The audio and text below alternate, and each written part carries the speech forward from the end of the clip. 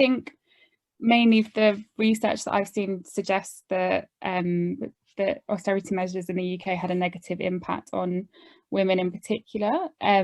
particularly kind of the rollout of universal credit and the fact that this created a one payment that went to one family member, which has sort of reinforced the male breadwinner model in the UK.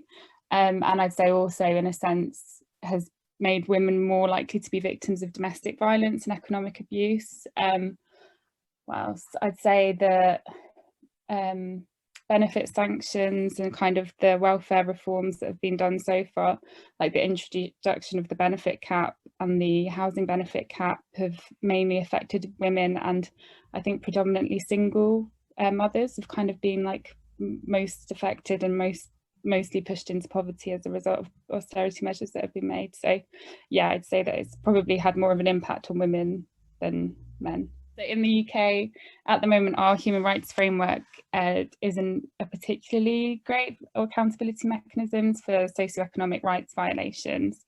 That's because our model is based on the Human Rights Act, which incorporates the European Convention on Human Rights, and the European Convention on Human Rights kind of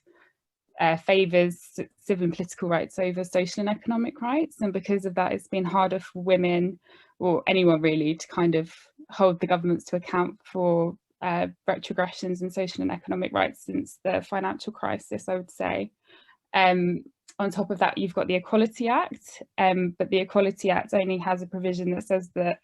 governments should show due regard to issues of equality, and specifically gender equality, and it's not a very kind of rigid provision, and it's not been particularly successful in kind of finding accountability for government violations. So not a very strong framework, I would say, mainly for the reasons. And also I would say on top of that, that's really important is that the cuts to legal aid that we've had, so the LASPO recently as well, has kind of limited the ability of women to even seek legal redress, because there's no legal aid available in the areas of kind of social security and housing as well. So yeah, I'd say that's an additional factor. In my opinion, I would say that one thing that they can add is they can empower individuals and civil society to use the provisions and get kind of, I guess,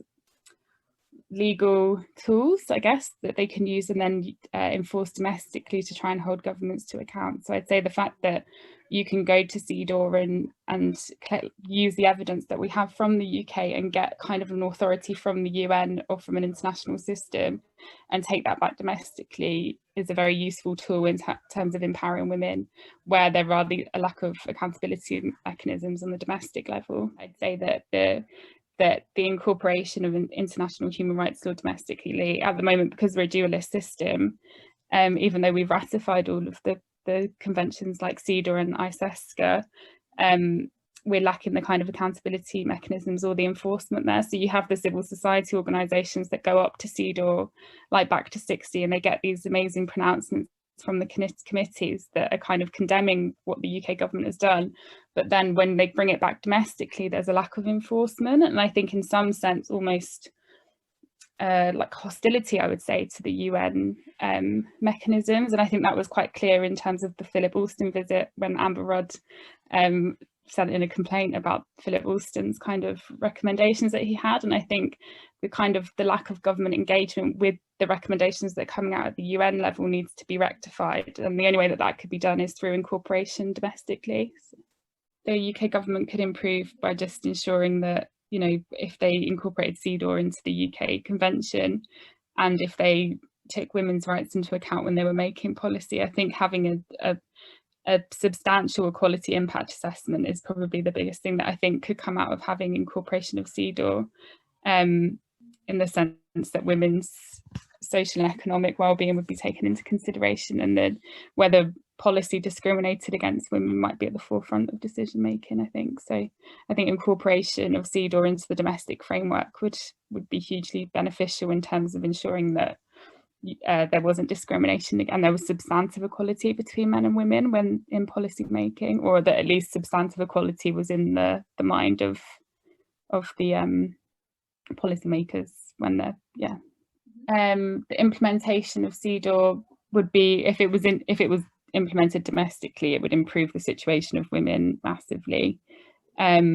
And I think because it has these socioeconomic provisions in it that our Human Rights Act doesn't have, I think, and the Equality Act 2010 it had a socioeconomic duty in it, but that was removed by the Conservative government when it was proposed. It had a socioeconomic duty, and that was taken out. And I think, the fact if we had the CEDAW convention incorporated into the domestic framework, at least that would be a provision with an actual socioeconomic rights element to it, because at present we don't have any there's no real consideration that the government has to give to socioeconomic inequality in its decision making, and especially its gendered impact. So I think that would be hugely beneficial, and I think it would improve our human rights framework massively.